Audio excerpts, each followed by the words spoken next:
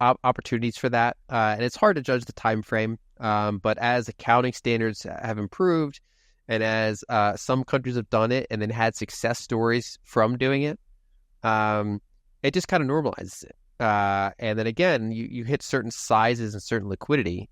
So I think especially once we're over like 100,000 per Bitcoin and have a whole nother cycle under our belts, there's more fertile ground for, various small and medium countries in particular to get in.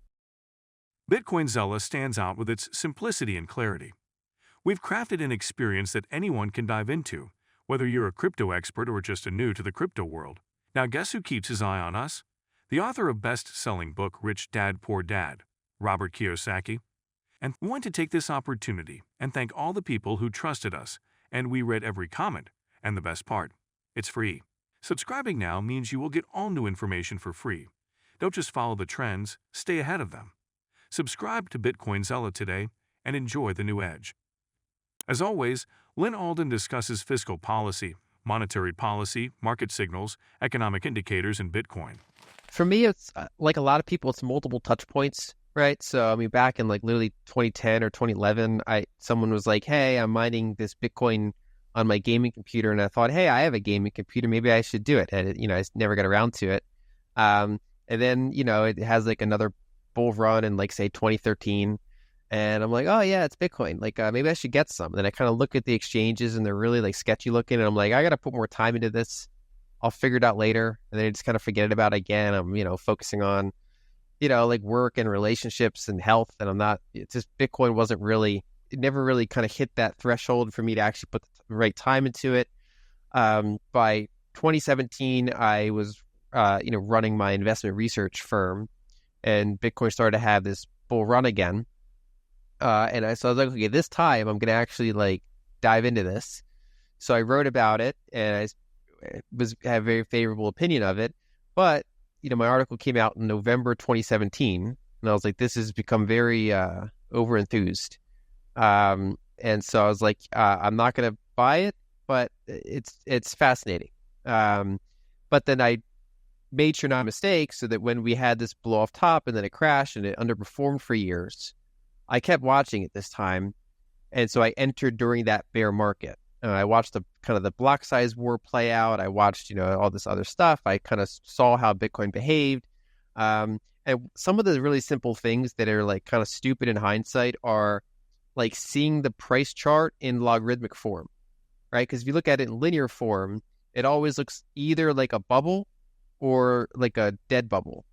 It's never really like, it's not a normal price chart because its price movements were so crazy. So if you look at a price chart in 2013, it looked insane. You look at it in 2017, it looks insane.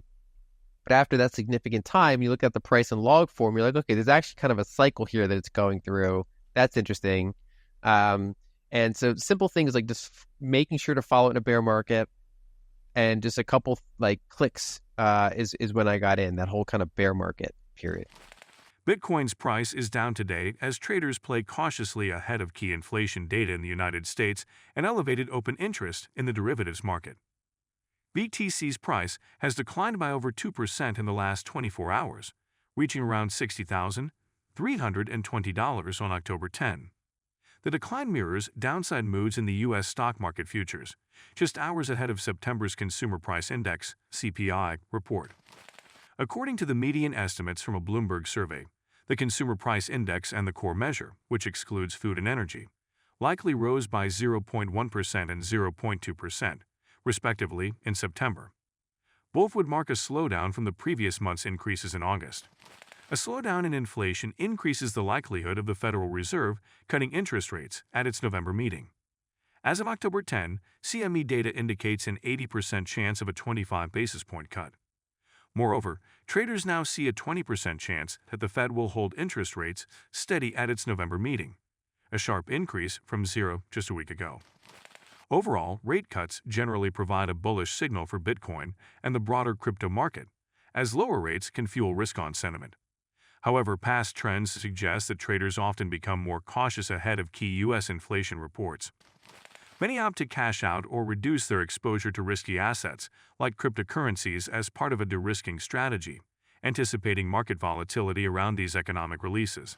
The total addressable market of good money is arguably the biggest or second biggest market out there, along with real estate, right? So, if you look at there's 900 trillion in estimated assets in the world, and so we're like less than 1% for Bitcoin. Even gold at something like 20 trillion now is tiny compared to global assets. Some of the areas that are shockingly big are fiat currencies and bonds. I mean, there are hundreds of trillions of dollars of value. And I think a lot of that is better served in Bitcoin. And just people, it's obviously got high volatility, which keeps people out. It's got technological uncertainty. I mean, it's a 15, 16-year-old project. So, nation states don't put their $1 trillion sovereign wealth fund aggressively into it until maybe it's 30 years old and it's 10 times bigger, right? So I think, and the way that I've described this before is that it has to reach certain thresholds before it even becomes interesting to higher thresholds. So back when the market cap was like $1 billion and it was pretty illiquid and literally one wealthy person could just buy in that day and move the price, that's not interesting to sovereign wealth funds or BlackRock or billionaires, because it's just too small and illiquid for them to even put a significant amount of their capital into it. But then when it starts to become bigger, and they can say, well, I can actually layer into this asset at a meaningful amount for me. And there's a I can be fairly certain that I'd be able to sell if I needed to, because the liquidity would be there. And then higher level, then even bigger pools of capital can say, hey, this is actually, worthwhile being on our radar now. And so I think I don't really look at it in terms of Bitcoin price. I mean, the unit numbers are arbitrary. The decimal point could have been somewhere else.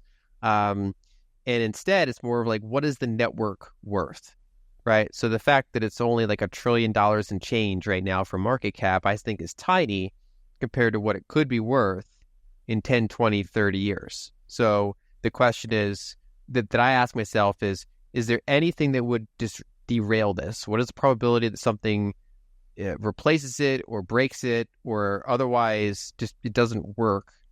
And if none of those things happen, then I think the network value is likely far north of here in 10, 20 plus years. Bitcoin has declined today due to signs that its derivative market is overleveraged. Notably, the past 24 hours have witnessed Bitcoin's open interest levels exceeding the critical $18 billion threshold, a zone that historically signals potential market corrections. On the other hand, funding rates are not particularly high, explained CryptoPoint-based analyst Atikin, adding, they are slightly above their 200-day SMA, with long traders being dominant, which is unsurprising. Historically, funding rates have turned negative with major corrections, often before significant price increases. The Bitcoin market may soon see some long liquidations, reducing open interest and setting the stage for the market's next move. Since funding rates aren't too elevated, any price correction that occurs will likely be relatively shallow. Bitcoin is retreating from its resistance confluence, which comprises a descending trend line and the 50-day exponential moving average, 50-day EMA, the red wave. The price now holds above its current support around the $60,000, $60,500 range, a crucial level to hold to prevent further declines. Concurrently, its Daily Relative Strength Index, RSI, has bounced after almost hitting its oversold threshold of 30.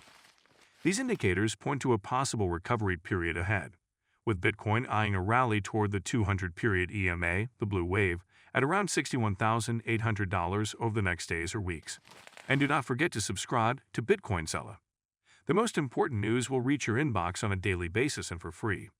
I do not know why you have not subscribed yet.